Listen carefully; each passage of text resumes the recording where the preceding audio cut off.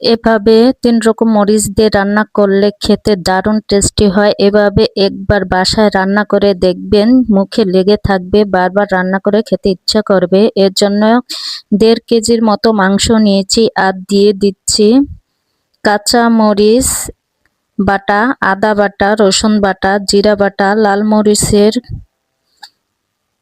গুঁড়ো, হলুদের গুঁড়ো, ধনিয়ার গুঁড়া আর গোলমরিচের গুঁড়া আর স্বাদ মতো লবণ, কিছু পেঁয়াজ কুচি আর 1/3 কাপ তেল দিয়ে ভালো করে ম্যারিনেট করে নিচ্ছি।